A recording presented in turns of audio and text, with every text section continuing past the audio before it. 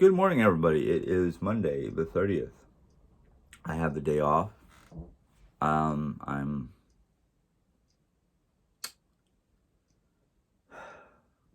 well. The last couple of days, I haven't done a video. I've been pretty busy. Um,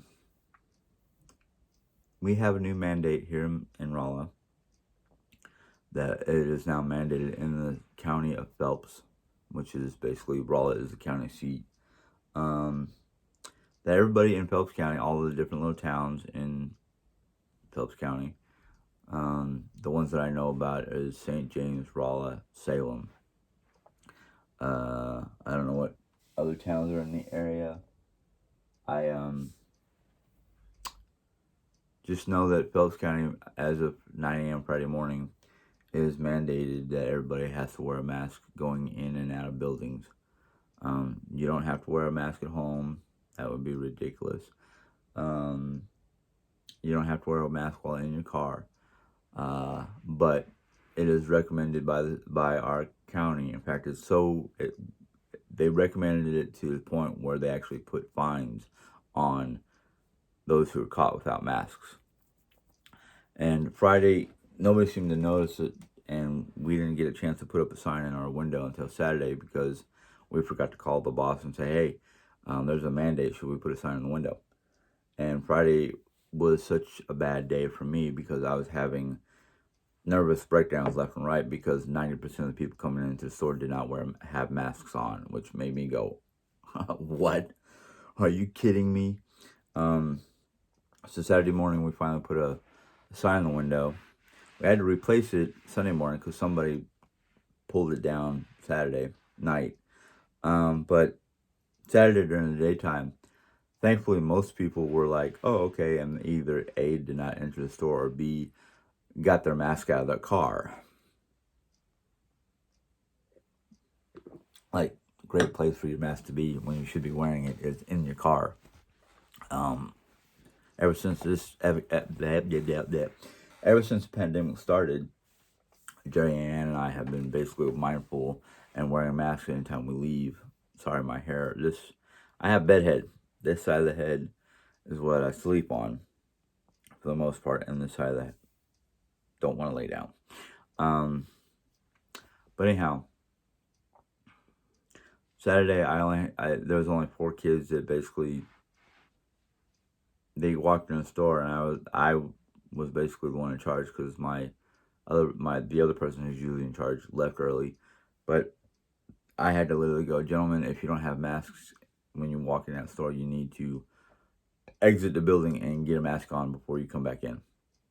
They weren't rude about it. They were like, oh, okay, and left. They didn't come back in with masks. They just left. And I'm like, yeah, that's the 1% of people who basically don't want to wear a mask. Or not don't want to, but just refuse to. I'm wondering how many other establishments they've been kicked out because they don't have masks. I'm really not happy about how some people treat this virus because, come on, people. I know everybody watches TV or catches news or hears from somebody who knows that America alone has already had over 200,000 deaths because of the virus, and close to, if not over, 12 to 15 million people worldwide have passed away. This is like the worst pandemic virus that the world has ever seen. The second worst one that I can think of without looking at papers or documentation is the Black Plague of Europe. Decimated nearly a third of the population of Europe during its reign of terror for I don't know how long, because I don't remember that number either. But this is not something to scoff at. I mean, people have lost their lives.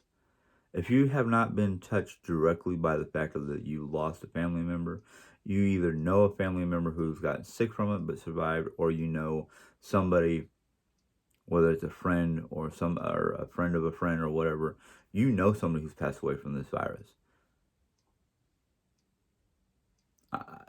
I haven't lost anybody that I can think of from this virus, but I know of at least 3 family members from Jerry's side of the family who've gotten the virus.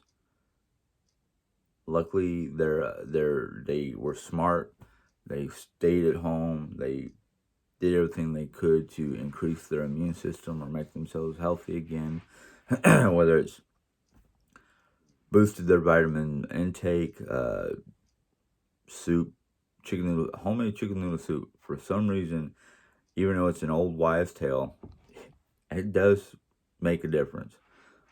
Don't know if it's in the ingredients, the heat from the soup itself, or what. But some reason, homemade chicken noodle soup. My Aunt Lee had a recipe that I tried once when I got sick, and boy, did it! Yeah, it made a difference.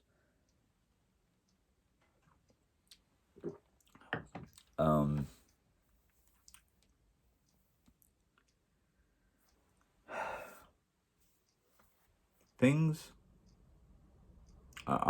things are bad out there. I mean, and this time of year, between the pandemic, the loss of family members, loss of friends due to the pandemic, the factor that thankfully where I live, yes, we've had an increase in cases and whatnot. I don't know about deaths, but this time of year, we always look forward to somebody coming by to visit. Even if it's my Aunt Sue who lives in St. Louis.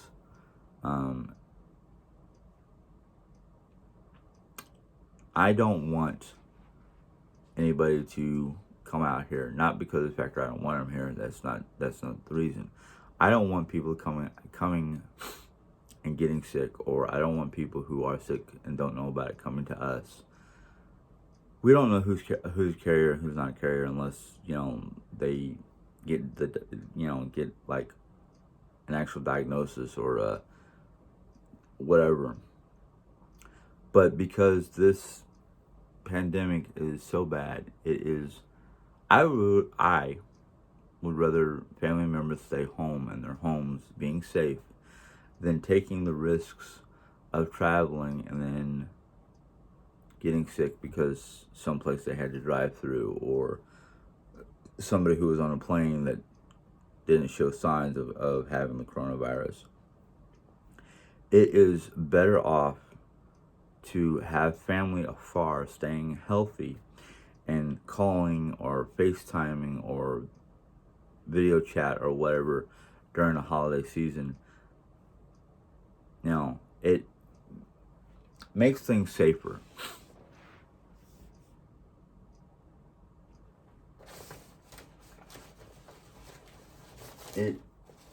Sorry, I should just snuff the candle.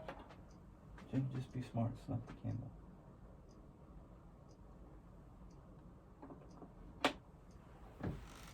And wait for that to cool off to clean it up. But I'm a big safety proponent.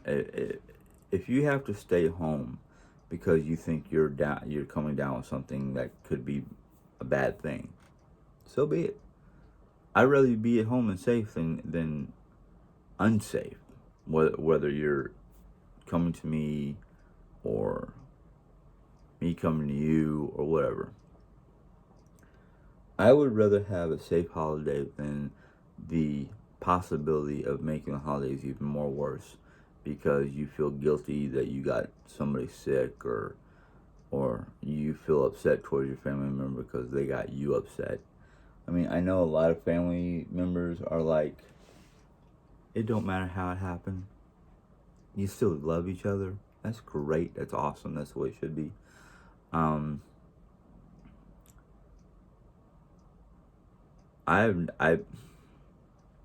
I've lost family members, not because of a virus or anything like that, but I've lost family members of all ages. My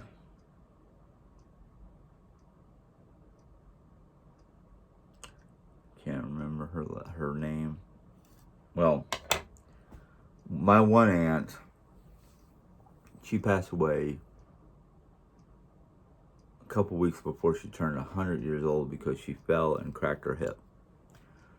I had another aunt that I think she did pass away, but in her latter days, she was stuck in a nursing home with Alzheimer's slash dementia. She had literally slipped back into her childhood days where before the wars, I should say, where she was living. They were still living in Germany before World War. Was it between World War One and World War Two, or before World War One? I can't remember. But she slipped back into her childhood where everything was basically, she was speaking German, and everything was wunderbar, which is German for wonderful. So it, then I've had two family members die because of, well, Dad died because of diabetes. His sister Kate finally passed away because she had a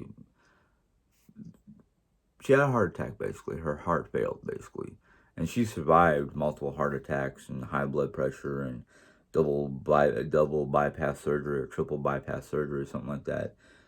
She was a trooper. I mean, she was not going to let her health, bring her down. Then I had my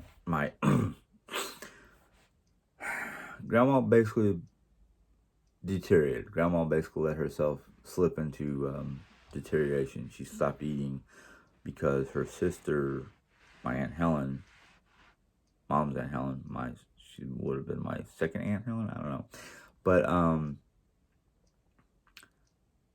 Helen passed away just old age.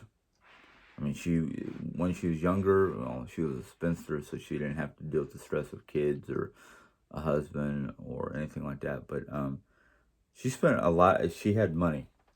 She knew how to do savings bonds and all that back in when they had war bonds and treasury bonds and stuff like that. But she was a traveler. She had gone to places like India and Africa and all over Europe, and I think she even went to South America once. And then my cousin Michelle, whom I have this nice long list of Bible verses that she basically read during her latter days while basically in the hospital, or basically couldn't do much of anything. She passed away due to bone marrow cancer that was caused.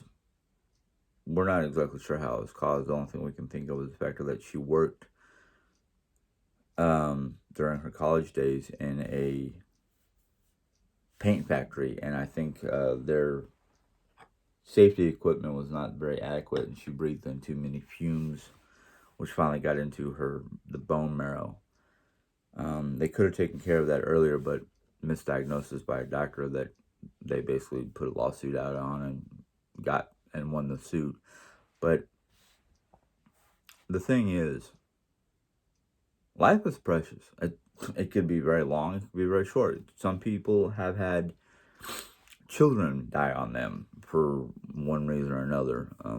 Anything from bad health to just simple fluke of nature, or not fluke of nature. Car accident, drunk driver. We don't know what could cause death. We don't know when our ticket's going to get punched. Things like that. We can only just live to the best of our abilities in our short or long period of time. I mean, I say treasure your children because they are the future for us. They are our continued lineage. Unfortunately, I'm probably the last of my particular family tree. Well, my branch of it anyhow. And then treasure the elderly, because they are if their memory is good, they are a walking dictionary, a walking history book, because they've lived through a lot. I mean, you can learn from them, you can hear their stories, you can enjoy the time with them. You can gain information about the family, the past, what they've lived, what they've done.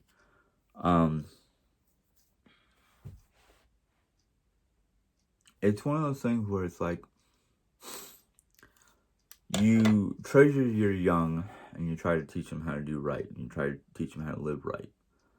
And then you treasure your elderly because of the fact of that they are basically living history of what's happened in the past, what's happened with the family.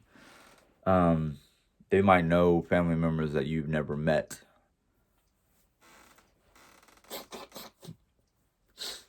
The problem with my family, at least my side of the family, there's a lot of stuff that Dad knew that he never talked about, between what was going on during the latter half of the Vietnam War. I don't know if he knew everybody in his family from his family tree, because our last name, Henson, I've traced it back, and when I got to a certain point trying to trace Henson backwards, we didn't start out as Henson. It's a derivative of one of the three different names that came out of Europe that all sounded almost similar, but had no connection. And that was Henderson, Hansen, and I can't remember the third one. Hendrickson or something like that, some German-esque type sounding name.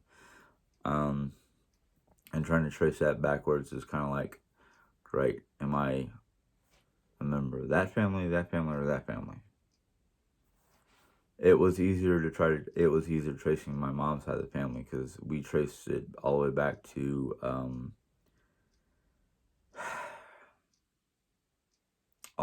Scotland and Ireland, and Grandma, her mom's last name.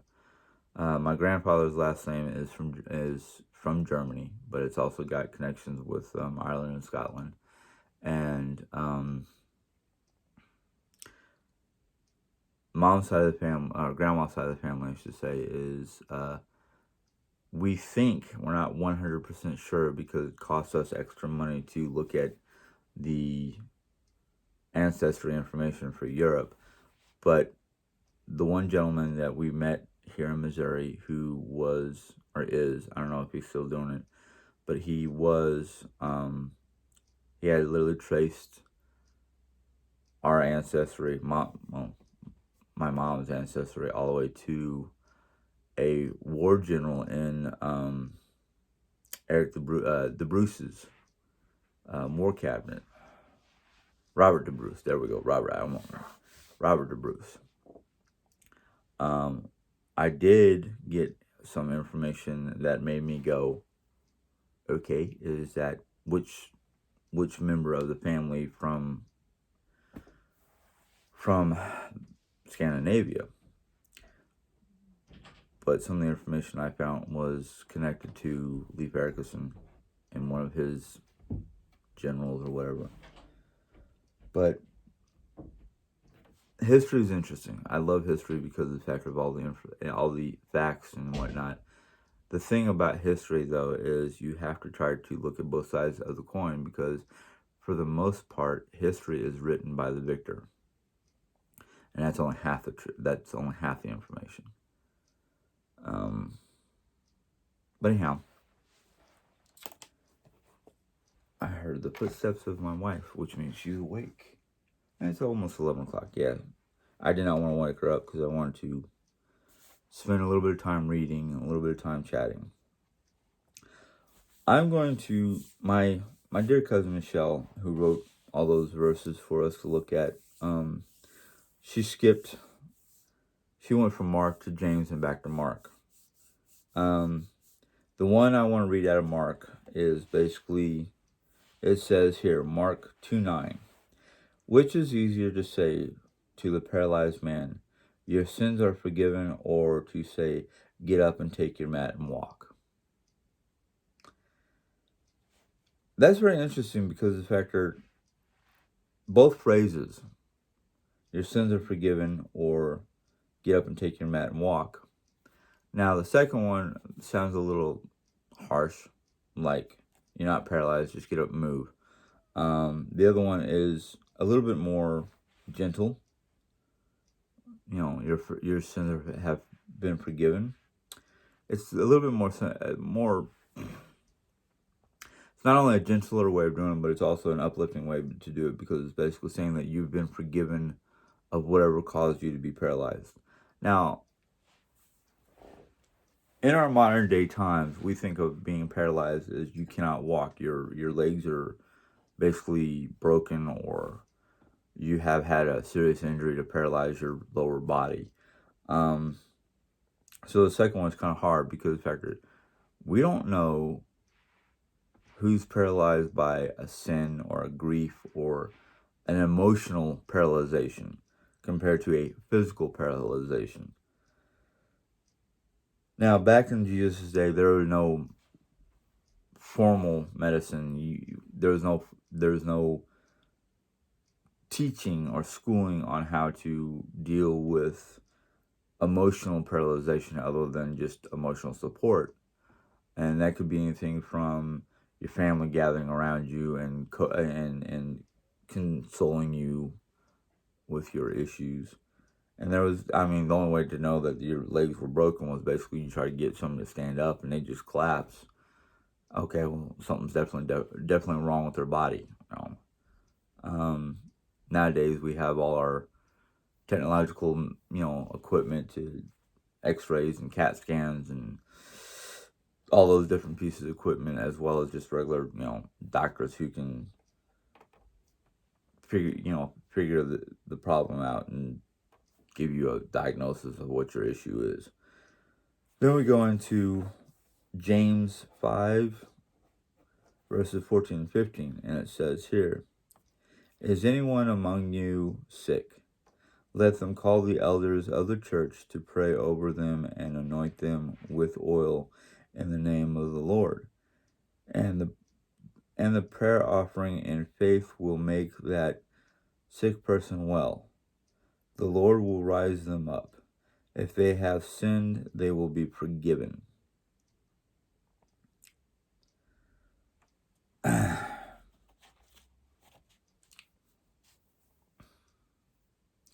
That I don't have any water.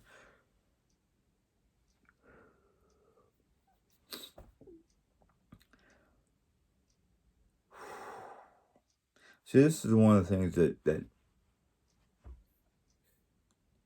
it catches me, because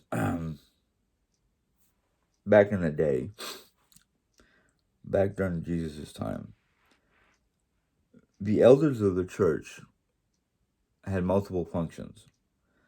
One of the functions was to lead the flock, or lead the church, the way Jesus would want them to lead. They were also responsible for, basically, not only were they the spiritual leaders of the community, they were the go-to person. You got a problem, go see the elders. You need something, you need a prayer, or you need some sort of assistance, go to the elders. The elders were basically not only the head of the church, but they were also pretty much the head of the community. You can kind of consider the elders either the advisors of the local magistrate, or they were the local magistrate. The elders of the church was basically, they were problem solvers, they were healers, they were leaders of the community, of the church. And for the most part back then, it was highly believed that if you were anointed and given a prayer or prayed over by the elders, that your sins were basically forgiven. Now, the problem with today's church, and this is my opinion, not the overall truth or opinion, this is just my opinion. The problem with a lot of the churches nowadays is their functions are not being fulfilled by the Bible, by the Bible standards, put it that way. Yes, you can go to them, they can, pray for you, but not over you. A lot of people go to the church still for marriage counseling or counseling over grief or various forms of counseling. Now, Bridgeview Christian Church, which is the church I call my church because that was where I was baptized, they do have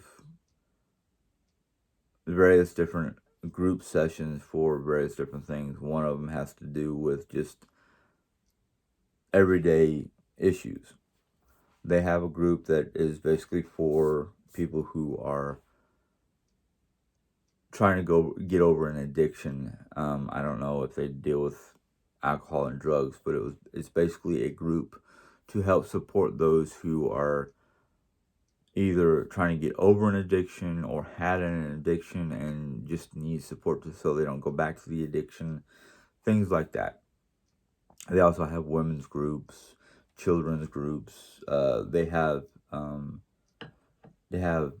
events, like they have a seasonal football type thing where bring the kids together and play like flag football or touch football or something like that. They did last year. I don't think they did this year, but last year they had a Halloween type event. They had several different like get-togethers where when you come, you bring in your favorite dish. It's almost like a potluck. If anybody knows what a potluck is, things like that. But I still feel that some churches are not fulfilling their total, what basically the Bible said that they should be functioning as. The problem with modern day times is there's too much politics, too much money involved, too many different little rules and regulations that affect the churches. And it prevents them from being what they once were. Now, I can understand that the government and whatnot, once they're cut, or once they're say, or however you want to put it. And then, of course, we have the separation of church and state, where the church doesn't get involved with politics, and politics don't get involved with the church. Or that's the way it's supposed to be. But I'm finding that there's too many, how do I put this? Not too many hands in the pot, but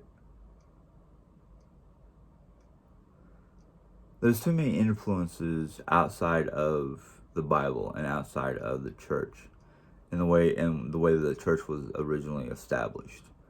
And I think because of all the different little issues or problems that are occurring in our world that is causing the church to fail.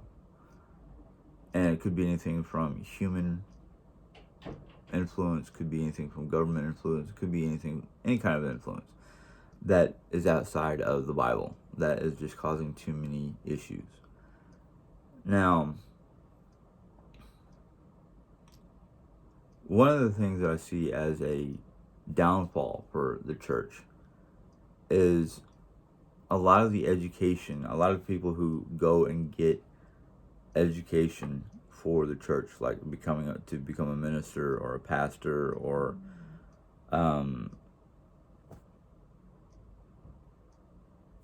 various different roles that are being taught in Bible colleges. I went to Ozark Christian College, which is here in Joplin, Missouri, for a year. Now, I can tell you this much. My first year there was just establishing ground rules, like establishing knowledge in, well, what did I have? I had Old Testament, I had Acts, Christian life, I had a program, one of the classes that I took was management. And basically what that was to learn how to manage your time, which unfortunately I lost. I lost that ability. I could regain it. I just need to get better control over me.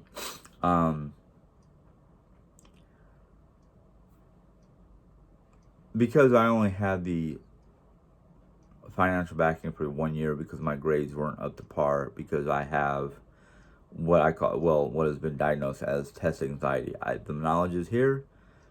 You put the test paperwork in front of me and tell me that I have until the end of the day, end of the class period to get it done. My brain just kind of goes, "What? What was that? Wait a minute. I know I read that. I know what was it?" That's what happens to me. I blank out. You know. And the thing is my professors, my first year, my professors were like, "We don't understand how you can pass the class, but because the bulk of your score, your grade is on these tests, but you can't do these tests. What's going on?" And I tried to explain to them, and they're like, "Oh, um, I wish, my one professor, his title is actually doctor. Um, he has a doctorate in theology, I think it was." But he was like, "I wish you would have told me before, at the beginning of the school period, at the beginning of the year, I would have found a way to basically get you tested without having to deal with the pressure." Um, that in factor, most colleges do not have a program or a special testing for people who have anxieties like mine. Some do, some don't. So I was only able to do a year, but I still remember my courses. I still remember my professors. Granted, that was that was back in 90s. So it's been about 13 years. It's been 13 years since I've done that. There was a brief discussion between me and Jerry about going back. But it's not that I don't have any interest to do it. It's more like, financially, how are we going to afford it? The fact that Joplin, Missouri is almost 3 hours away. Don't know if I could afford. I could probably live on campus, but I don't know if I could afford to travel back and forth between Joplin and here. But I think my biggest concern, more than anything else, is just the financial aspect of it. I know there are ways to get student loans and whatnot, and I would probably be the old man on campus, which wouldn't really bug me.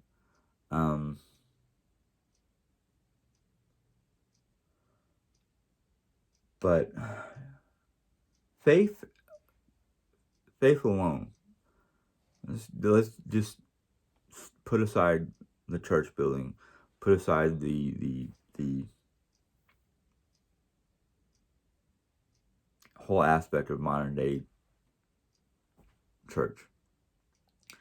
Faith can be a very strong thing, can move mountains.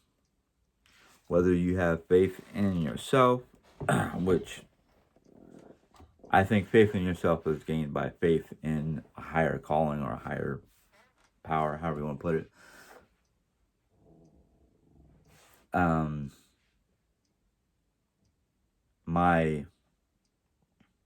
My faith. Let's just go for me. Let's just talk about my faith.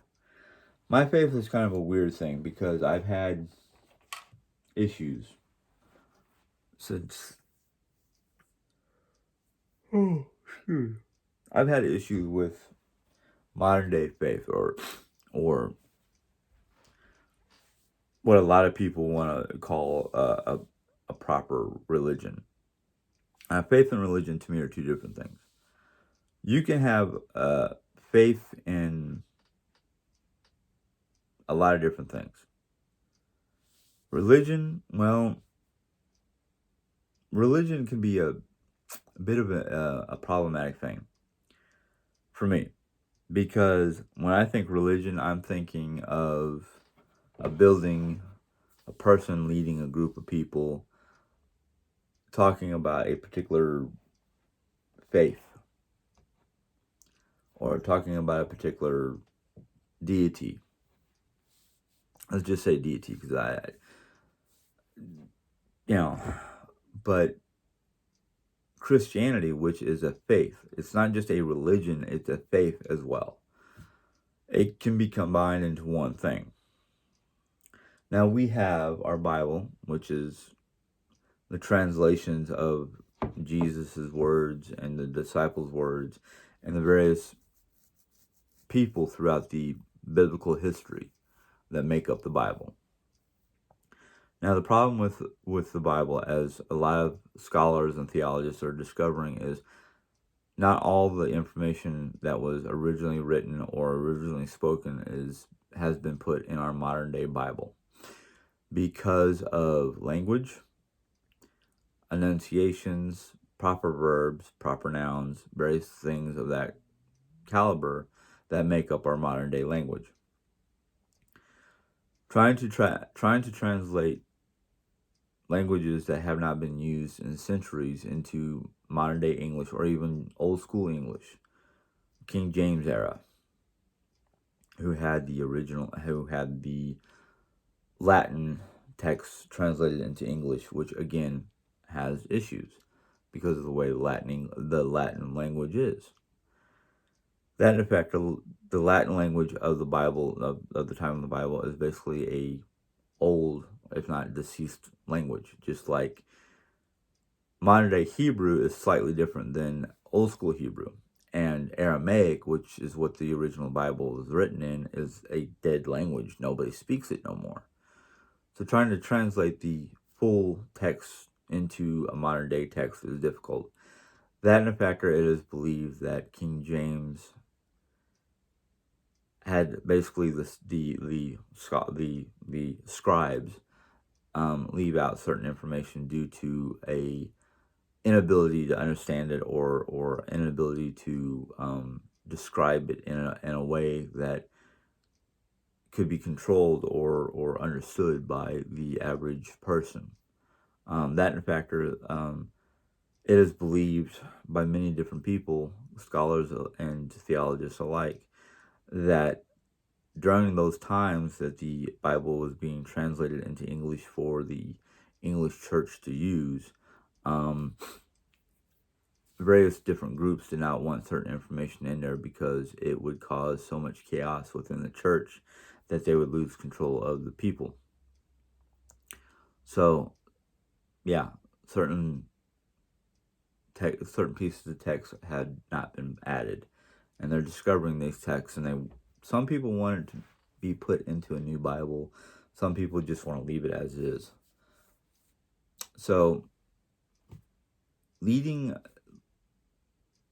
a church or leading a faith, first off, one of the biggest things that any good leader will do, or should do, I should say,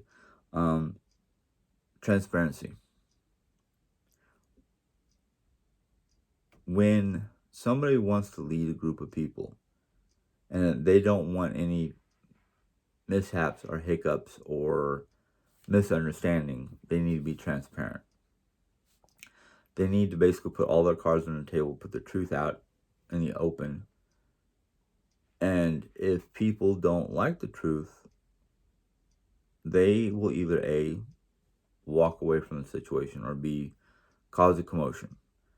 Now, the problem with people causing a commotion in a establishment, whether it's a religious establishment, a government establishment, a community establishment, it does not matter what kind of establishment it is. If the leader of the group or the establishment does not put out all the truth, and whether it's good or bad, and they find out about it, it causes problems.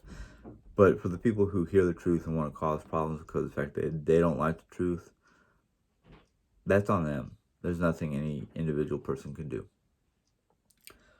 But that's one of the reasons why I kind of have some issues with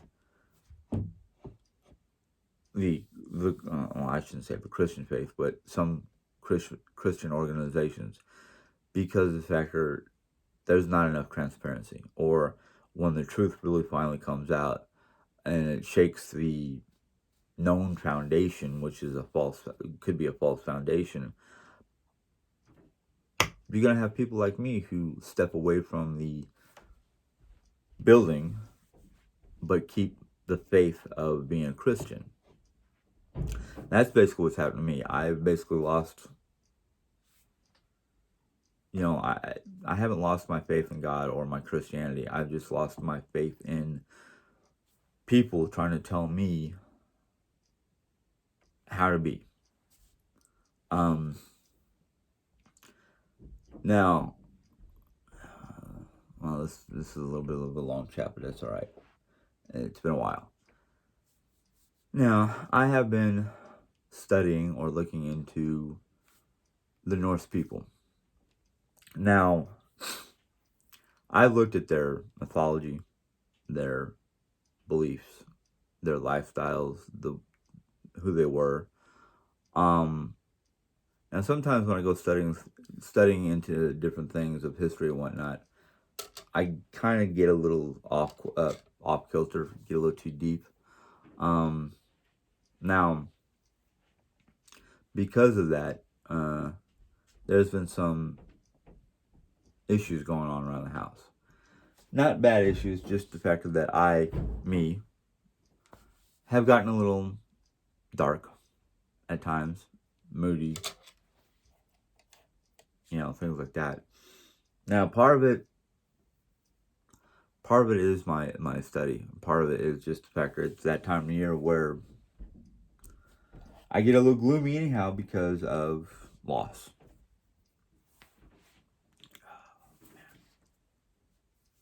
So, not for a time being, but for the betterment of my household, I will continue the history aspect of the Norsemen, but their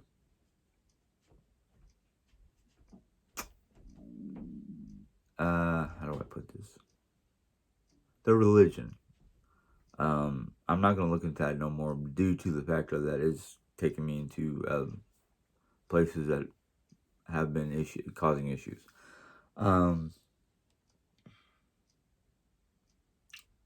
But I'm going to restate it because it's the truth.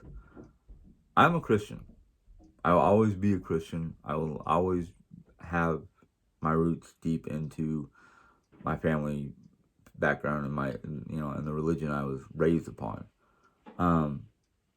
My thoughts about that religion, my feelings towards all religions won't change. I mean, it's a good thing to have knowledge, and that knowledge it can be useful and whatnot for dealing with people of that faith-based groups. But I'm not going to change my belief in God, my standing with God, my life with God. I just like being knowledgeable in all things I can be knowledgeable in. And there's no harm found in there as long as it doesn't cause issues. But anyhow, I gotta get off this. We gotta start getting stuff done around the house. It's been 45 minutes. And I'm sorry it's a long one, but long ones usually happen if there's a lot on my mind or I have not done a video in a while. So I apologize. But anyhow, if you enjoyed this video, give it a thumbs up. If you have any questions or comments, go ahead and put them in the question and comment box. And if you are new to my channel and want to subscribe, there's a little button floating around down there somewhere that you can click on, and then a bell will pop up. Click on that bell, and YouTube will let you know when I put in a new video. So until next time, have a good day. God bless. Bye.